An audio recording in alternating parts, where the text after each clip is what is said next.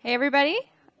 Welcome to Indeed. Welcome to the first of our two-part series on getting jobs in tech in partnership with AnitaB.Org.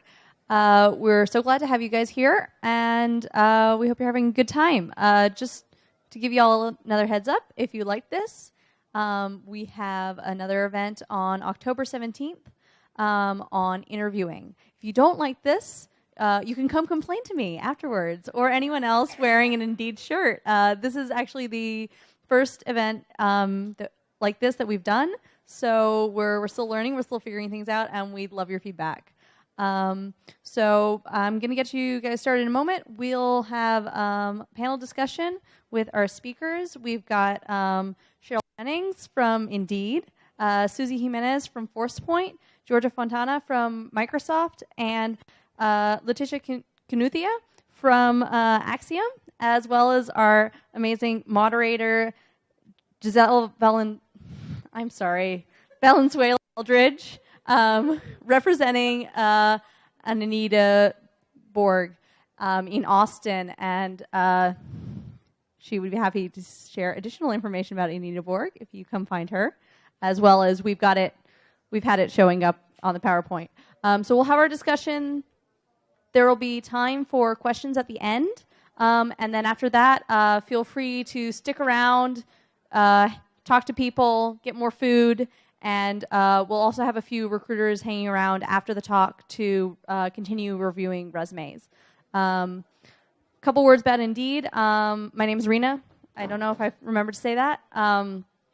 We are a company that helps people get jobs. So we do that through recruiting. We do that primarily through our website. So we have tons and tons of open roles in various technical fields. So we are hiring. Come talk to us. Come talk to everyone else wearing one of these shirts. We would love to have you. I'm one of the chairs of our Women in Tech organization, and we'd love to talk to you about working at Indeed. So before we get started, I'd like to introduce Amardeep Kalan from the Women in Tech program at Austin Community College to talk about the programs. I'm sorry, I'm not used to speaking on stage.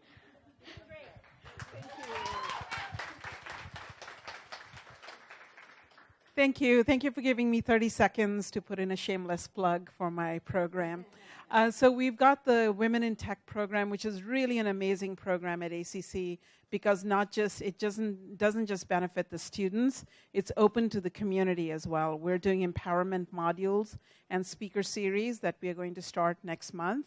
And look for information about that on just Google Austin Community College Women in Tech, and you should be able to get to the website. Just Google it. Come to the empowerment modules.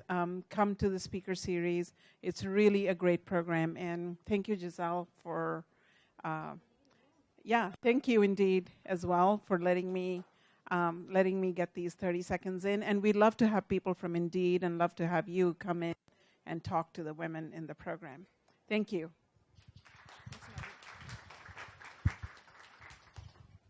So as Rena mentioned, I am the community leader, or one of the community leaders, for AnitaB.Org Austin. And if you don't know what we're about, well, hopefully you've been reading the PowerPoint there, but our mission is to help women to recruit and retain women in tech and also to advance the careers of women in tech. If you are interested at all in finding out more, please see me after. Or you can also speak to Jyothi, who is my co-leader. She's right there. She can also talk to you about our organization. And this is just one of our events here that we've done in town. We've done several. We do about one a month. We don't charge any dues. We don't expect you all to pay for coming to our events. We try to get all our events to be for free. And many companies in town are very happy to help to make them free. So please come and talk to us afterwards. Sorry. I'll be your moderator. And first off, I wanted to thank all of our volunteers for putting together a great event. We can't do it without you guys. So can you give them a round of applause, please? And also I wanted to thank our sponsor, Indeed. They are also our annual sponsor for the chapter. So thank you, Indeed, for supplying us with this great space and the food and for our sponsorship for the year.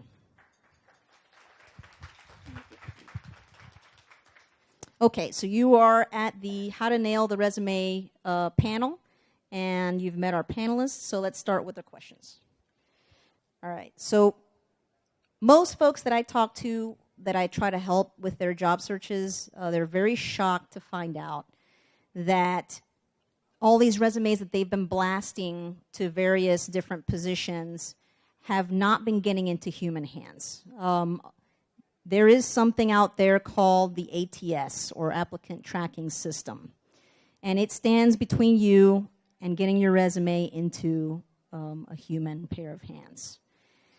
Hopefully you're aware of this evil that lurks out there. But if you are not,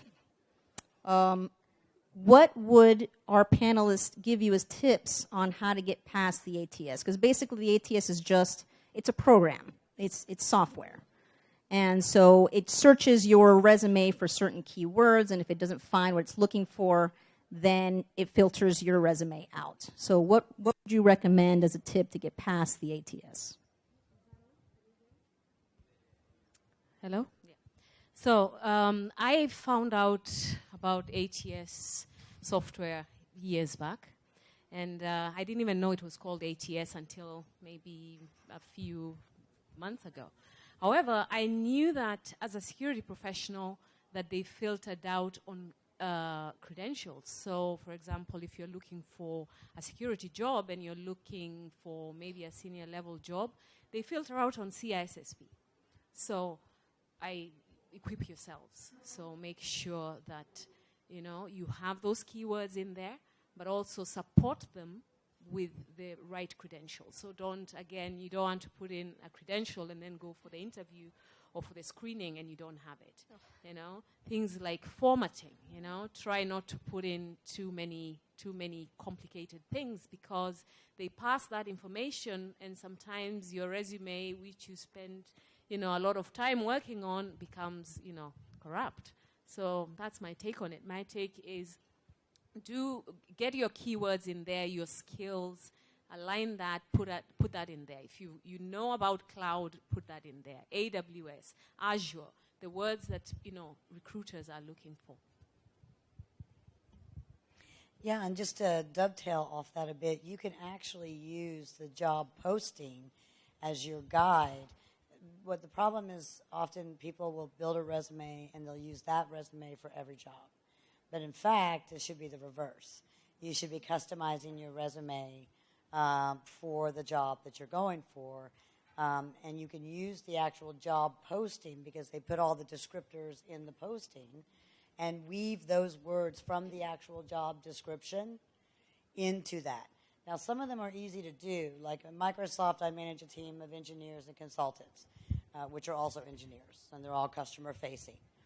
And so in those technical scenarios, sometimes it's a little bit easier because we're looking for SQL. We're looking for, you know, all these different technologies and coding platforms and all the space that's in between all that. So that's easy because most people have a degree in engineering if they're going to apply for those types of roles.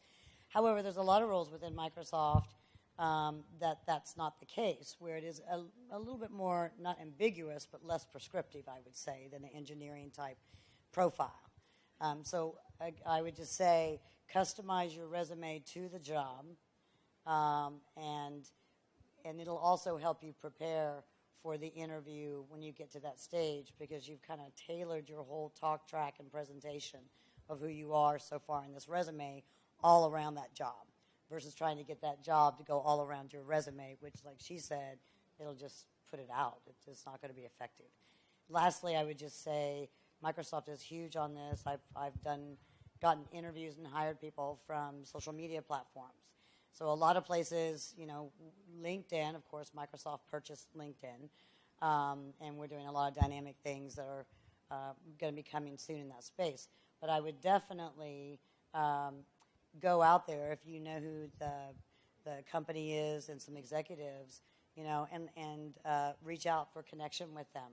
Do a little bit of research around that. It's very impressive when people come to the table with some understanding about that business. Do you understand the market contractions we're in? Maybe we're being acquired. Maybe there's an M&A. Maybe there's all these things. Just educate yourself a bit, and it'll also help you prepare a better resume. The tip that I would have is have a PDF version and also a Word version of your resume. I've seen a lot of UX and graphic designers really fancy and add all these extra boxes and frames, and that doesn't go well with an ATS. So keep it in a text format. And, I agree with everything said here. Use the job description and add those keywords. As recruiters, when we go out and look for resumes, we look for the, cloud, engineer, SQL, all these keywords, and, make sure you have the skill set before you throw it on your resume. Don't just put it on there. Yeah, don't lie. Yeah. List where you've used them. The more time, it's an algorithm, the more times you list it on your resume, the higher your, chances of getting a call back from a recruitment or a hiring manager that, is interested in your resume. So keep it simple.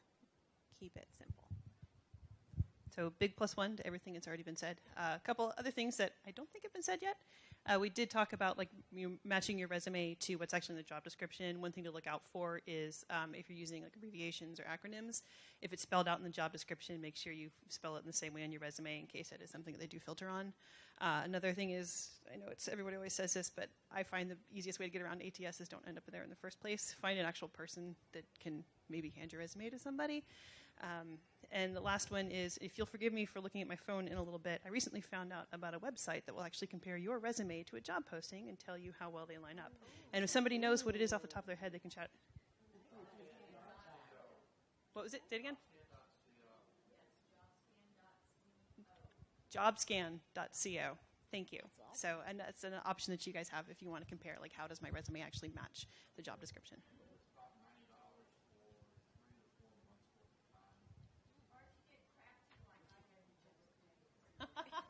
I like it. I can support getting crafty. I think I just learned something. I didn't put it in my phone. I'm not texting, I promise. We will be posting the video sometime after this, so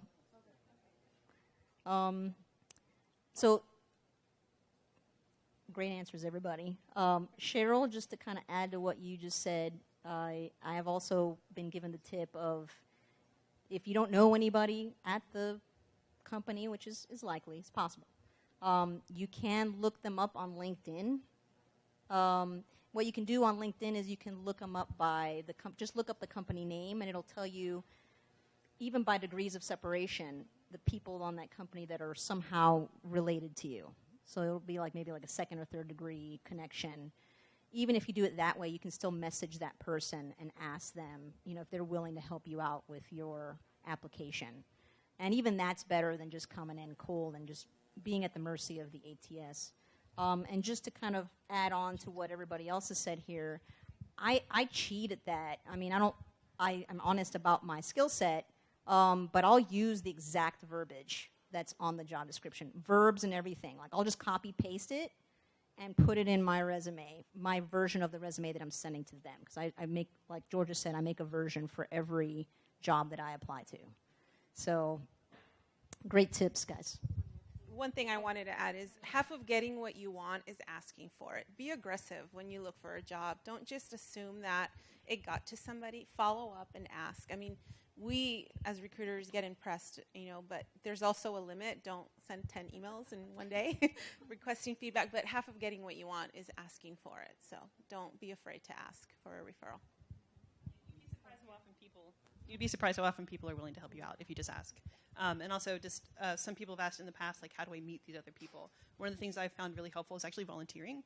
If there's places like Girl Start or Code to College or Chick Tech, meeting other women that volunteer in these places is a great way. Or, yeah, there you go. Like this event here is also great ways to increase your network. Sorry. And yes, AnitaB.Org will afford you many networking opportunities. We also, if you volunteer with us, I have introduced numerous people to decision makers at companies here locally. This is a great opportunity for those who are looking for jobs to meet the people that make decisions at these companies. So definitely come see me after if you're interested in volunteering. Okay, so question number 2. So most folks that I talk to, again with their job searching, are pretty scandalized to figure out how much time a resume actually, once they've gotten past the ATS, how much time someone actually spends scanning that resume once it's in their hands. So about how much time do you guys think you spend scanning a resume? A few minutes. So, and I say that because most of the time there's a time crunch, right? Most people there's a lot of work, and you just have a few minutes to decide whether that's, a good resume or not. So it's very important to, follow some of the rules, we are mentioning here. People are busy. You have an interview coming up. You have 2-minute meetings after that. You look at it, and if you see the key skills you're looking for, that's it. You're like, yeah, we'll look for that. So, and that's just speaking for myself. So just bear that in mind when you're tailoring that resume. Just put in the relevant stuff. I love that. Yeah, Microsoft is a little bit different, right? If your resume is selected that you would then be considered a candidate, they do what they call a pre-screen. And it's for any role at Microsoft, whether it's the retail store or whatever the case may be. And then a recruiter reaches out, and they do what they call a pre-screen. They're going to ask you like 5 questions. It's going to be really brief. It's going to be really short. And they're looking for the answers kind of like tracking to the verbiage of the job description, right? They're going to have a couple questions. If you're technical and you're applying for technical, they're going to do some preliminary technical questions. If you're applying for many other roles that are not technical at Microsoft, program management would be one of many. There's going to be questions oriented then around that. If you get past that 5-question screen, I don't know if it's 5, but I know for technical it's 5. Then they schedule you for a technical interview if you're going the technical route. The technical route is you go before a panel of senior engineers, and they interview you together. And they want to assess what level you're at technically, because this is for the technical roles primarily, they're customer-facing. Customers buy our engineers. We go in and run their infrastructure in different stacks throughout technology. And so it's really important that we get people that have other skills that are beyond technical, right? They have to have social skills. They have to have problem solving. They have to have people skills, those types of things. But the process is kind of the same regardless of the role you interview, right? They'll do a pre-screen. Then, if it's not technical, they'll move you to a manager interview. And the thing that I scan for, I have 32 people on my team, and I actively recruit for diversity as well as for Microsoft in general, and our Microsoft Academic College Hire program as well, is I look for congruency and consistency. So if I see your job hopping all over the place, I want to know why. Now with engineers, it's an easy explanation typically because they're doing their own consulting gigs, right? That's what they were doing. They were doing the same thing, similar things that a Microsoft engineer would do, but they basically were subcontractors, right? And so often they'll go from project to project.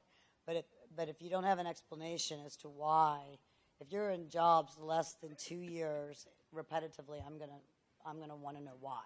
So I'm going to start asking questions because I'm looking for stability, I'm looking for consistency, I'm looking for congruency. And then I'll start asking you questions around the timeline, and I'll keep circling back and back and back to see if you're congruent, because obviously we want people that are focused and stable and passionate about being at Microsoft. Onboarding at Microsoft, costs us a lot of money, so we want to make sure we get the right people. So that's congruency, and then the verbiage I'm going to be looking for. If I'm looking for a DevOps person, I'm going to be looking for DevOps, or if I'm looking for someone Azure-oriented or cloud-oriented. I'll be scanning for what size of environments have you actually supported. So if you're asking for a technical role and you've been a subcontractor here and there or worked for some other corporation, I need to see the scale and size of the environment you have. because our customers are all enterprise customers, and they're huge. All the major companies in the world run on Microsoft platform to some extent. So those are just some high-level tips. And then make sure you rehearse the answer, because if you hesitate, then I'm going to really question what's going on here, because you want someone who's confident about who they are. You're telling me the story in your resume here of who you are, so you've got to be confident in that story. So, I mean, I can only speak for myself, and I've been doing technical recruiting already for over 10 years, and I'm not a technical person, but I can get away with trying to figure out, is this a network person, DevOps person? So again, going back to keeping it simple, adding dates.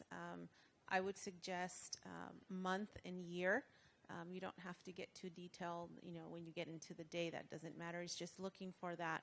And if there is a gap in your resume, address it in the resume. Did you take a sabbatical? Did you take time off? Or address it. And when we scan resumes, we look for the dates, the titles, and again, going back to the titles, a lot of companies call your job title different things. So when you list your title on your resume, what is the company that you're applying for calling it? Call yourself that. And as recruiters, we're not technical enough to know that a release liability engineer is also a DevOps engineer, depending on the level of the person who is looking at your resume. So again, keep it simple and use keywords that are on the job description. I think the most valuable tip I can think of is don't make me search for your qualifications. And I think one of the things that people often do is they'll put a big skills section up at the top, which is great because it puts it right up front and center.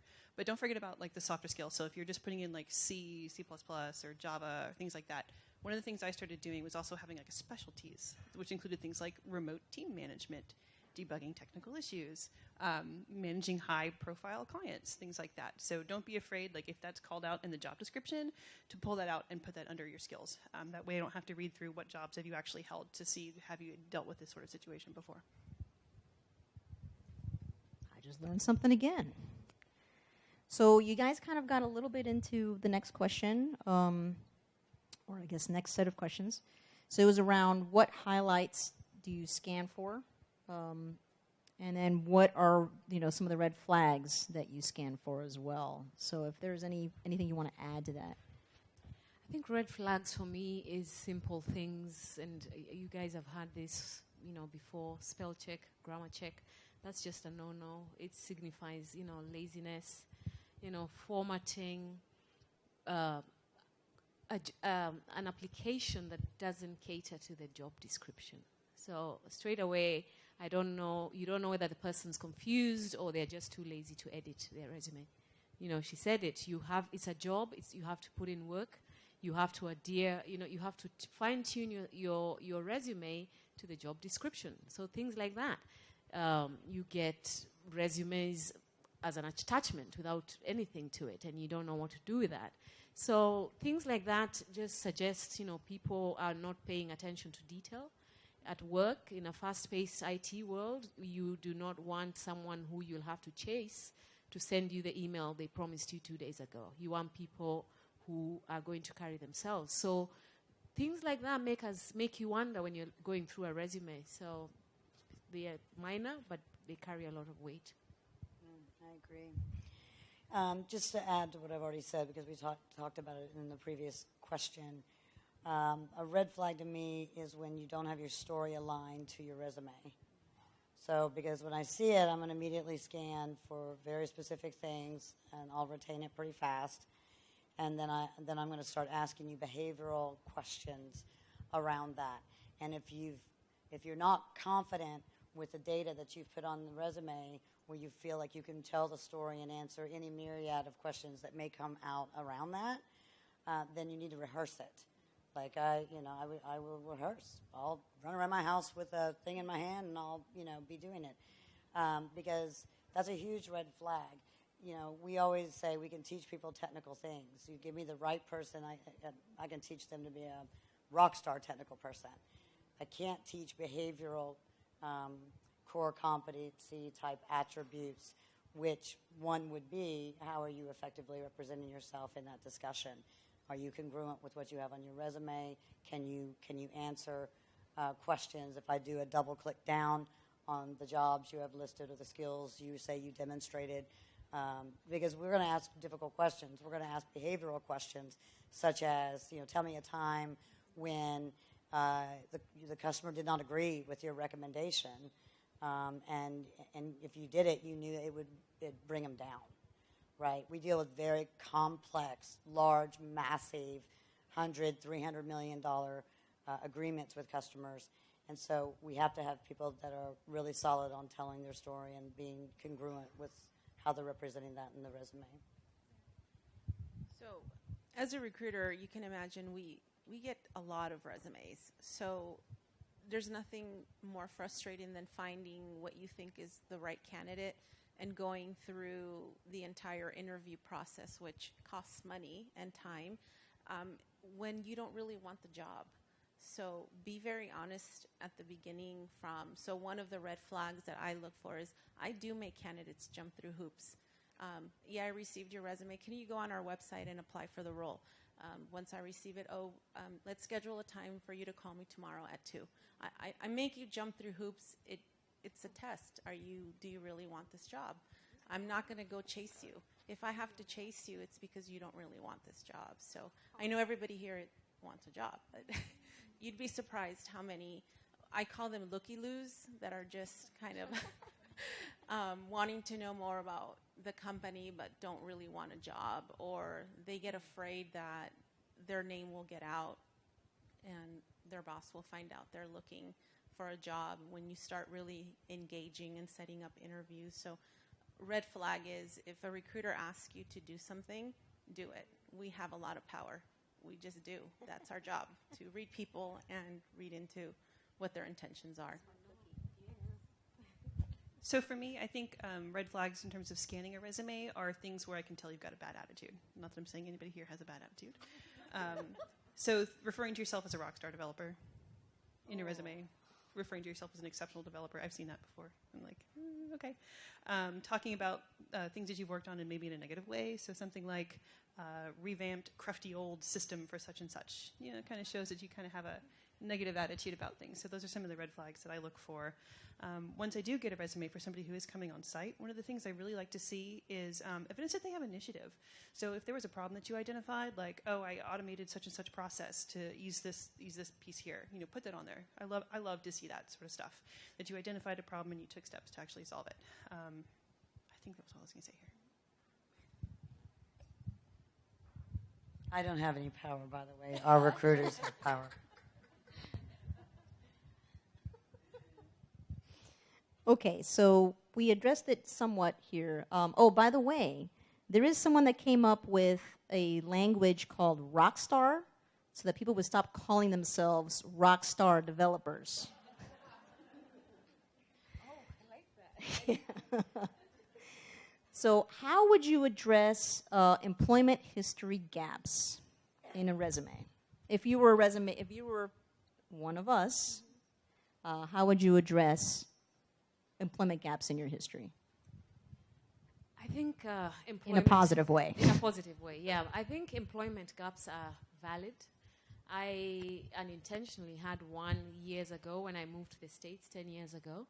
I found out I was going to have a baby. I had a baby. The economy was really bad, so there was no jobs. And when I had a baby, they were premature, so I stayed out for 21 months. And it was one of those, you lose a lot of confidence. So that's the first thing you need to realize. You're alone for 21 months. But it's not a bad thing. I think it's addressing it and not try to cover it up. And then also try and do something with the time. So you're taking time off to look after, family, or just, I worked on my MS, and I put that in there, and I used that as a reason to be away. You can learn soft skills. It doesn't even have to be anything like, technical or that demands a lot of your time. It could be, I learned how to use this, or I volunteered to do. So there's valid things you could do to make up for the time you're out, or to show that it wasn't just idle. So Do you recommend that someone put in parentheses somewhere in the job history, or where would you put that in a resume? I put mine in the main body, and I'll wait for the recruiters in the group to tell us what they did, and I just put the time, and I just, So, you want to add? Yeah, I mean, like I said, when we're scanning, I mean, we were looking through hundreds of resumes. We look for those gaps. I don't want to have to go ask you. Just I want all the information up front. And I've seen things like sabbatical. I've seen took time off to travel the world.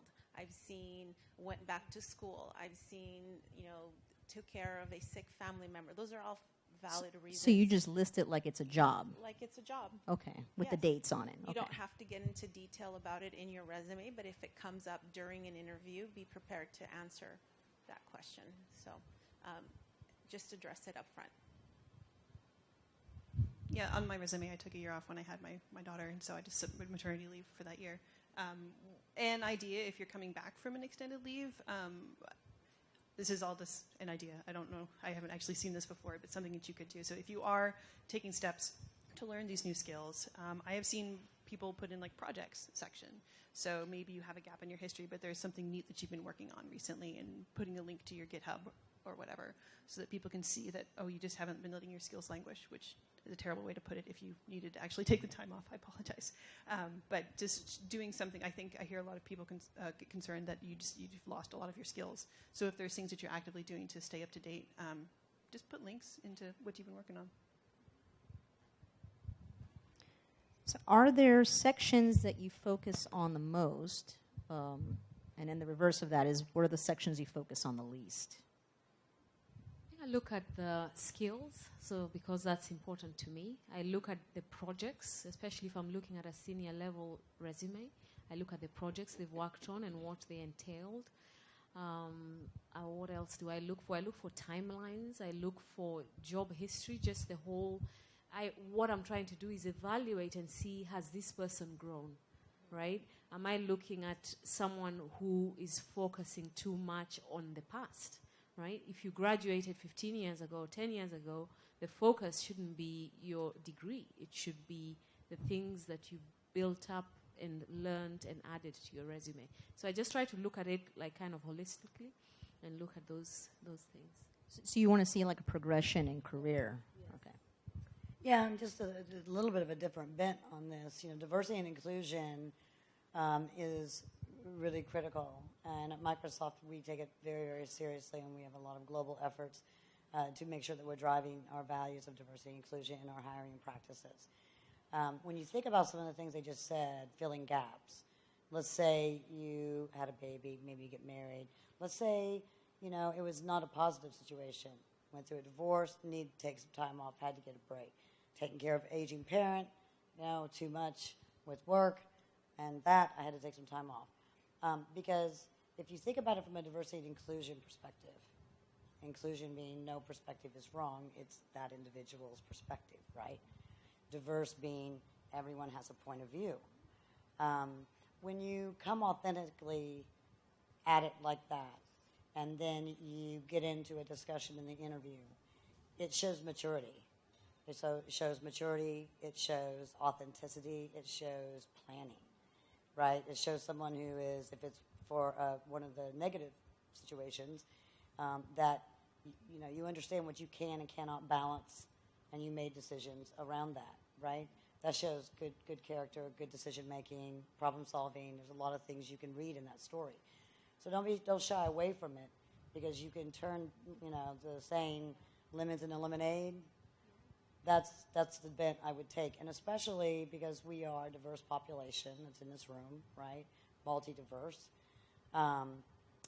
We have pressures, and we're seeing it more across the board, where people are taking time off for the kids, right? They don't want to work. Someone's going to sacrifice. They'll downsize. Someone will stay home.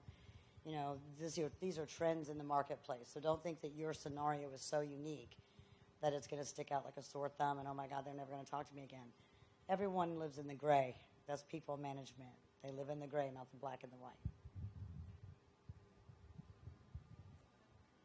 Hey, mostly just a +1 to all the things, in particular around growth. I guess there's just one. Let's thing start on your side so Okay. that you don't have to. You Oh, can- sure, no okay. problem. You get a shot at this. I guess I did have one other thing to add about the growth, because that's exactly the thing that I look for as well. But growth doesn't necessarily mean that you're a manager. I look for like expanding the scope of responsibilities. Were you designing like little components? Were you designing smaller things? Have you now managed to go in that you're actually building systems or helping other people build systems? So that's another like technical growth as well, and not just like becoming a manager or a team lead.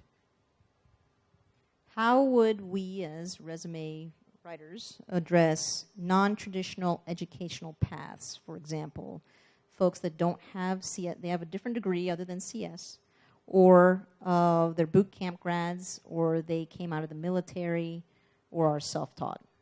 So I think this will also go back to an answer I had previously, linking to your projects. Or if you were able to find ways to use tech in your existing role, like you were maybe doing marketing and you figured out, oh, I can write a program to actually, evaluate the effectiveness of this. So call that out. That's great. But we want to see that we can't just necessarily just take your word for it because you put, like, I know JavaScript on your resume. If you have something where we can actually see it in action, like have a portfolio, have a website, something like that, will help kind of back up those claims. For non-traditional educational paths. Just list it. You'd be surprised how many hiring managers will look past the CS degree, and if you've worked at a company and you have some experience, they're not just going to say no. They're looking again for the soft skills, because the technical skills could be taught. So, I mean, you could come in and really wow them, and they don't have a CS degree, but their attitude was, what I'm looking for.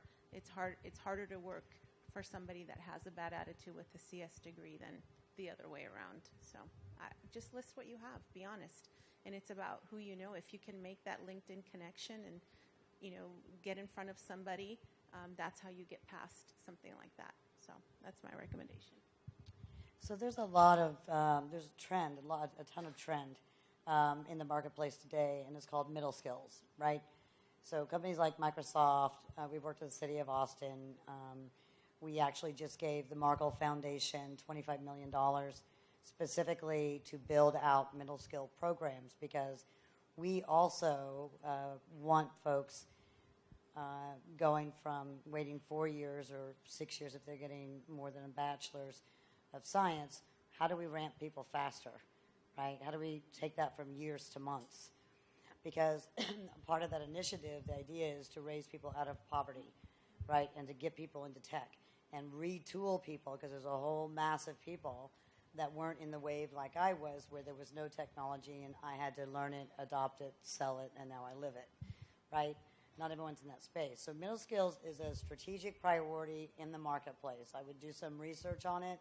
There's amazing things happening in that space. And part of our grant and foundation to the Markle Foundation is how are they going to execute that and scale that out for us. We also have given other grants for middle school programs. We've done pilots around with the White House, actually, under the Tech Hire Initiative. Similar thing, how do you take someone in months and give them some accreditations versus years in college? And the pilots suggest very fruitful results, which was we took people that were all customer service. Nobody was technical. In New York City, no less. And all were unemployed. And we gave them 4 basic certifications. We do the same for vets. We have a whole military program as well. And it was cloud administration, network administration, I forget the other one, server-oriented, and then there was a 4th one. Baseline accreditations that could get you a job at a partner of Microsoft. It could get, potentially get you a job at Microsoft. So we are also recognizing, as we accelerate our push into all, our generation is aging. We're bringing in younger people that are born with devices in their hand. The whole game and landscape is changing, and more people don't want the college debt, right? And so how do we invest in middle skills to still capture the best and the brightest? Lastly, I will say that we also have programs at Microsoft called Big Time or internship programs. We also have the Microsoft Academic College Hire Program. And in that program, we hire 500. We have university recruiters that come around, and we hire 500 a year globally And we do that year over year. We're doing that to insert diversity and inclusion, but we're doing that because as an innovation company, women are now the number one buyers and consumers from a financial perspective worldwide. That's going to continue to grow, and the demographic of consumers coming up is younger, right? So, think through the middle skills piece. I would say, even if you took a couple of years off, go do one class online or something for something basic like that. You'd be amazed how, as you're staying home with your kids for 2 years, you could rack up 4 or 5 simple, easy accreditations, and these would be accreditations from a middle skills perspective that are designed and oriented for non-technical people, right? So there's a lot of options around that. I would really do some research. We're heavily invested in it. And then lastly, I would also, one of the things that we look for in the resumes, especially when there are gaps, one way you can think about filling gaps is stay engaged in community work, right? If you're not working, or if you're looking, or if you stayed home to take a break from kids or whatever, Microsoft as an innovator tremendously values community involvement on any level, technically or otherwise. And those things are really great to add to your resume. So, helping drive STEM events in your local school, right? Things like that. It really shows your passion around technology. Again, that congruency. You may say you know code X, code B, code C, but then are you living that out in a rounded way also in your community is a big focus for Microsoft. Anita B. does a lot of work in the community. Shameless plug. So please, come see me after. I think people who start off in IT in the non-traditional sense show determination, they show grit, and I think they have just a natural sense of curiosity. And I think in IT that is going to drive you further and grow you in leaps and bounds. So curiosity, people who have that skill are able to go and maybe work on a system that's not even under their purview, just because they're curious and teach themselves and become a SME. And that's one way to grow. So curiosity is just in deciding and identifying something that you want and going after it and just putting in the work in your time. I think that just, for me, if I see a resume like that, that is just straight away someone I want to talk to a bit more because there's something there. Thank you, ladies. So one other question. I think we only have time for one more, right? Okay. So how to best, for those that are, I read a lot about folks over the age of, I think it's 50 or 55, having some trouble getting, jobs at this day and age. And so what tips would you give someone in that age bracket to write their resume in such a way that presents them in the best light so that they're not age discriminated against? Do they only include the last 10 years of experience? Do they remove the date on their graduation, on their resume? What do you suggest? I look for, partners, people who are going to support me. And like, someone mentioned, soft skills are things that you build out throughout your career. So those, when I see a resume like that, those are some of the things I'm looking for. Like, Georgia said, tech, you can teach anyone tech, but you can't teach soft skills. So resumes like those, like that appeal to me, and I'm more likely to just spend a bit more time looking at that. So it shouldn't be, it shouldn't put anyone off, anyone who wants to still go ahead and apply for a job, even, at that after they reinvent themselves or as a second career. Yeah, Microsoft, as I said prior, we're deeply invested in middle skills programs all over the world. And so we recognize that in our hiring practices as well. And just restate the question again. How would someone in the age bracket that's getting age discriminated against, how would they best present their resume? Yeah, so a couple of things to know about Microsoft. Microsoft will never put in a position that we post anywhere in the world degree required, because Bill Gates never got a college degree. So never let the fact that you don't have a degree stop you, because a lot of people at Microsoft don't, right? Ageism is a discriminatory practice. Microsoft will not tolerate any such behaviors under any level. And we do take diversity and inclusion very serious, and that includes things like ageism, right? I do not recommend that you hide time on your resume or change dates, because at Microsoft, we welcome all people from all parts of the world just as you are.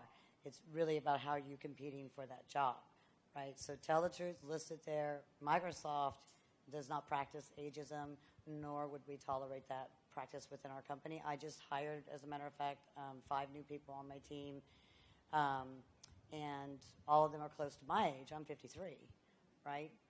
And so we don't look at any factor about you as a candidate other than, the skills and the soft skills that you're bringing to us in your interview practices. We welcome all ages and every other fashion around that.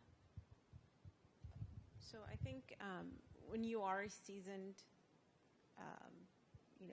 candidate looking for a job, don't get intimidated by your age. I mean, it's just a number. And I think it goes back to keeping your skills fresh. Are you still working on legacy? People have moved on from that. Go to a boot camp, find a program that'll teach you, you said it well, find something that you're passionate about and go after that. Yes, resumes do go back 10 years, and, yes, people do look at the date that you graduated. Those are just facts. But what I would say is, stay relevant within your skills. If you're still working on old technology, you will not get a call back because people have moved on. So that's my recommendation. So I don't have a whole bunch of experience in this, but I think I may have drank the A/B testing Kool-Aid a little bit too much. If you find that you aren't getting callbacks on your resume, try only doing the last 10 years. Try leaving the date off of your college graduation. See what happens. Be curious. And I guess one of the things in terms of once you actually get in for an interview, one of the things that I like to ask more senior people is, what have you recently learned from a junior developer, to kind of show that you are humble and you realize that even though you've been in this industry a long time, you may not know everything. And also just showing that you're still curious, that you're still learning new things, and that you're not just stuck in what you originally started out with. One thing you may think about, because we do use LinkedIn a lot as well, to that point, I don't have everything on my resume. I've been in IT over 30 years. I think I have 15 or 20 maybe. I can't remember. But that's where you use LinkedIn, right? You can put in LinkedIn your full profile, and on your resume, put the alias to your LinkedIn, however your naming convention is in LinkedIn, and say, if you would like more information about my skills, please go to my LinkedIn profile, and you can see the remainder of my skill sets. Just as an idea. All right, so it is time for audience Q&A. Who would like to ask a question?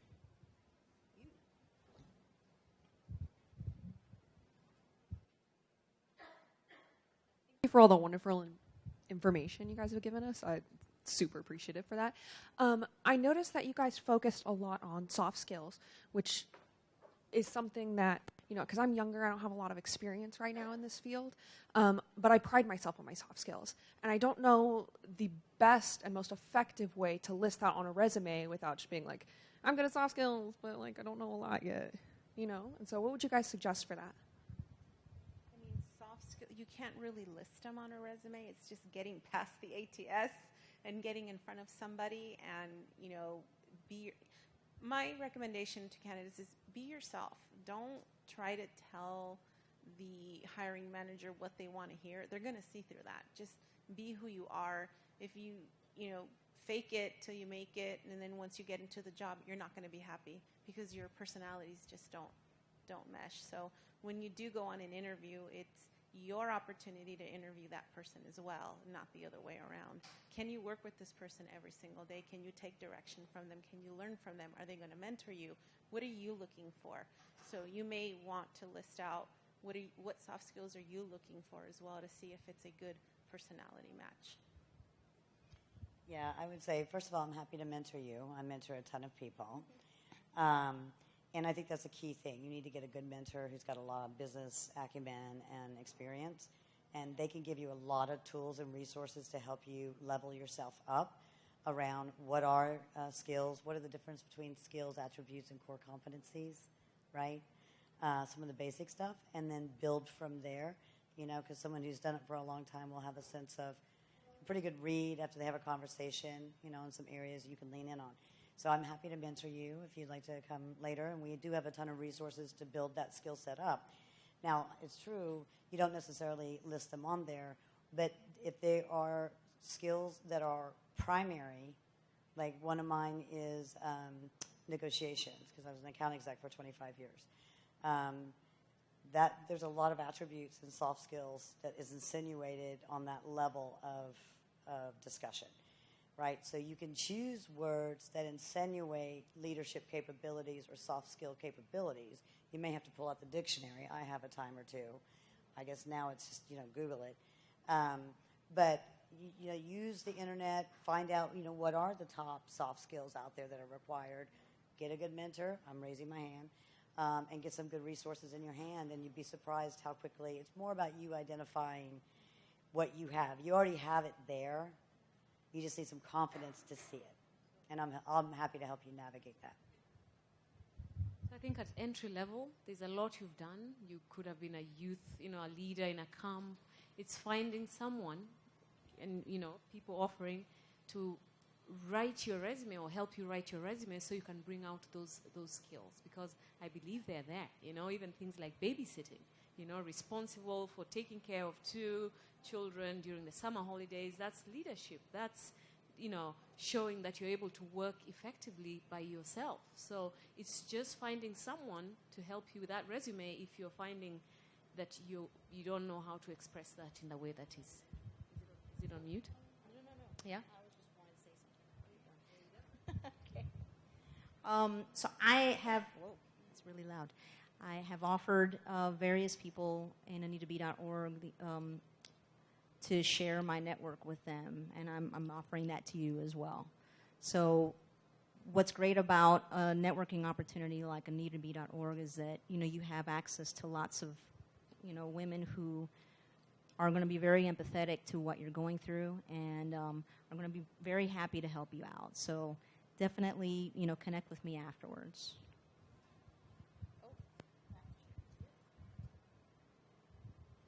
Just one thing, know your stories. So when you go in an interview, I've been in a few before where someone will say something like, I firmly believe in dealing with problems, head on before they become major issues. Awesome, that's a great value to have. Can you tell me a time when you actually did that? So rehearse your stories so that you can have examples that back up your soft skills. Give an example, and they don't necessarily have to be at a company where you're at school or at a family. If you don't have a large work history to draw from, just jot them down, write them, practice them, so you can talk about like what you've actually done that aligns with the soft skills that you're seeing that you have.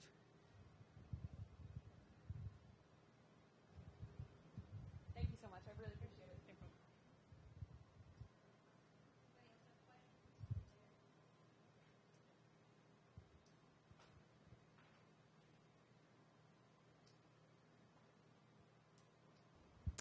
I have an unconventional work history. I've basically been freelancing since 1996.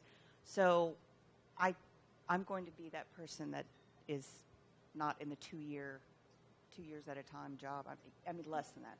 But I've worked for dozens of companies, national companies, cultural institutions, government offices, doing related work, but it's been a non-technical field.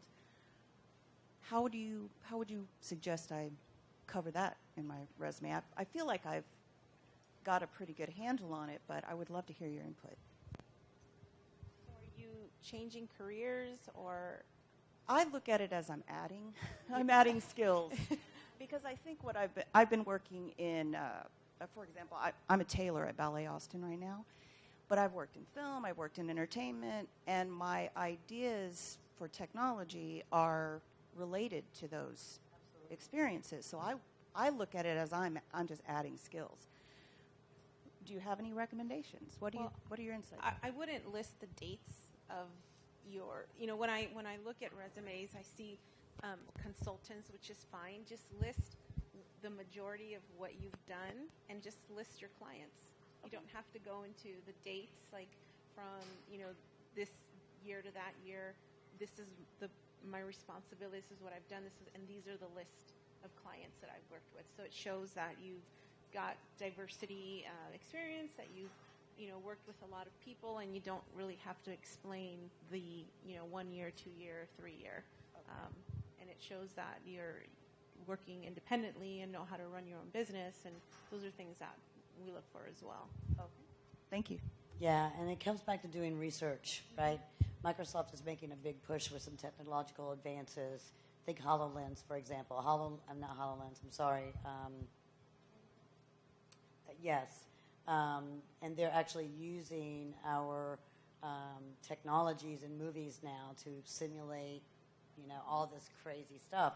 So Microsoft's very deeply embedded in the industry, and we have an industry practice around it. So what I would say is, look at Microsoft, check it out, look at our technologies, right, sections, and you'll see we have a whole thing, mixed reality, virtual reality. That's the section I would coach you to go to. Okay. Because people or even in our Xbox division, right, and Microsoft culture in general is pretty laid back. It's fast-paced, but it's just cool people doing cool things.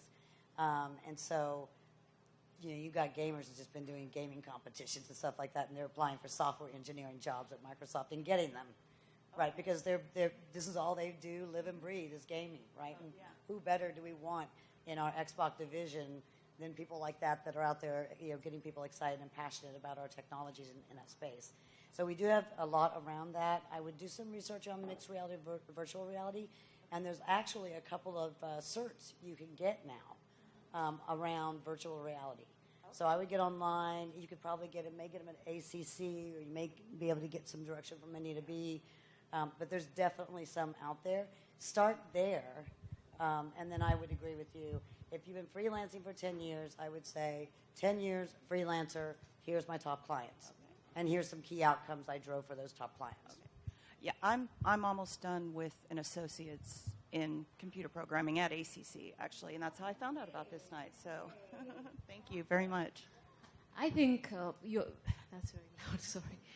You have a lot of experience, and going back to what she said earlier, maybe you should have a portfolio somewhere, a URL or a link where you can showcase your work for 10 years. I have a website. Yeah, I have a website. That right there is something someone can follow up and go in and really see your skills and how things you've done in the past. Thank you. Thank you. So I have a question of, and I think it would be relevant to a lot of people. How do you, let's say you have a certain experience, and you don't want to, let's say, be boxed into what you were doing before, you want to pivot a little bit. What are some good ways to, kind of move your experience, or, it's still relevant, but you don't want to be doing the exact same thing. So currently I'm doing technical customer support, and I would like to do something more innovative. So there's not a lot of room for that in my current role. There is some, and I try to do that. So that's kind of from my perspective, where I'm coming from, how do I not just keep getting put into technical customer support? I think it sounds like you need to volunteer for some things, projects. It could be external to your organization, but it's a good way to start. So you're still in employment, but you're building up on the things you want to do. We actually deal with this all the time because we live in a fast-paced technology space that's moving so fast. Azure's changing so technically, so fast. It changes daily. We are changing code in it daily and adding workloads. So our engineers have a constant battle because they have to be worldwide subject matter experts. We expect nothing less, right? They have to have depth, but they have to have breadth as well, because that is what technology is requiring today. It's great if you're a deep developer or something like that, right? I need somebody who can do Intune, maybe some EMS, enterprise mobility, maybe some cloud over here. I need someone who's got breadth, right? So in tech, if you're going down that path, it's real common for people to say, I need to pivot for a minute, right? As a lifestyle, not just as a one-off. Now, you want to be careful about how you position that, meaning, hey, I'm coming to Microsoft, so therefore I want you to see if I can do this, right? We want to see that you've kind of made some strides. Take a boot camp, AnitaB, right? Get into a user group. User groups are amazing, and a lot of my engineers run them. They're customer user groups. Anybody can join, go out on Meetup. They have SharePoint Saturdays. They have SCCM Fridays. And it's literally just a bunch of geeks getting together and talking about, hey, this is the stuff we're seeing in our environment, troubleshooting, doing some technical consumption in terms of readiness. But I think if you're prescriptive, and going back to your example, there's a whole industry. Austin is a booming industry in the film industry, and Microsoft's a big technical giant in that space. That's a clear path for you. Take that passion, don't pivot off it. Okay. Dive into it with technology. But with you, if you're more the engineer type, I assume. Yeah, I have a background in engineering and product design. Yeah. So. Okay. Or I education. can spot you a million miles away. Yeah. I noticed you actually earlier when I came in. Yeah. Sorry, because I just deal with engineers all the time, right? And they have a certain way about them. So that's a lifestyle. So, right? So I would just sit down and be very prescriptive around, okay, for the next 12 months, because technology is moving so fast, for the next 12 months, I want to focus on these 4 technologies, right? And then get some experiences. There are tons and tons and tons of free boot camps because of all the middle skill work, right? And opportunities through AnitaB and ACC as well. And just dabble. And then what you'll do, you'll reduce down the noise of that 4. And you'll go, I really actually probably could have just done this one thing because this is what I really like now. I like the left turn I'm taking now, right? That's a lifestyle of an engineer, but you need to be prescriptive about what are you focusing on, what experiences are you kind of building into that, because we expect there's no way you can access engineering training material like what you get at Microsoft. It's not public. We have some certifications that, are obviously you can get them. But it is a crazy innovation mind head, massive technical consumption, right? And so we like curious. We like growth mindset. We like someone who says, I have them real strong here, but I want to veer off and build some breadth here. That's a perfect mindset for us of someone who wants to come in and innovate, right? So just think of it in that text and kind of roll with it, and then keep that curious mindset because that's the sign of a perfect engineer. Thank you. So are you asking on a resume? Also on a resume. Yeah, so I think we've all touched on that. Listed as, if you are a student, listed on your resume, student, and then list all of your projects. And that's an indication to me as a recruiter that, she just doesn't want to be tech support. I mean, she's taking these coding, she's in this, and she's doing that, and look at her projects. So that tells me, she's growing. So I'm not a student. Okay. So, yeah. I mean, that may be relevant to a lot of people. Yeah. Here, so. Or if you're taking, what is it that you're currently doing to grow your coding skills? So I guess taking a step back, coming into this event, I didn't realize it was very coding focused, so I'm more on like a mechanical engineering background. So I've kind of, I guess, in my daily work, I don't have a lot of opportunities to do that.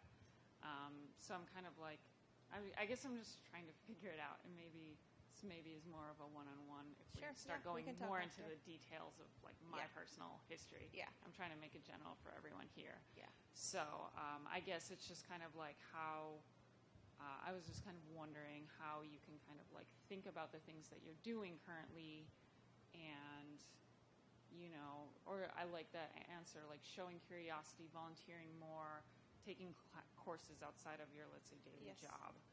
So I think that was kind of what I was looking for in that. And just to add on that, just to let you know, we hire electrical engineers, we hire architectural engineers through our university recruiting program, because not just being an engineer is your only option. Yeah. There's a lot of roles that need technical. You have to have technical capabilities. That's a baseline, and then you spin off from that.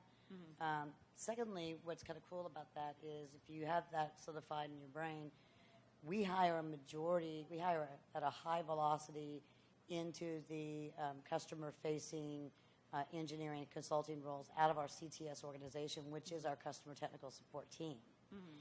So that's great experience to have, but if there's no growth there, you want to make sure the company you're talking to has the ability for you to be agile and move throughout the entirety of those spaces. Because Microsoft, we want you to do that. We want you to go from support engineering out to customer-facing experiences, and then continue building you from there. Because people, in our perspective, is our intellectual property, because they innovate every product we've ever created or designed or sold or supported.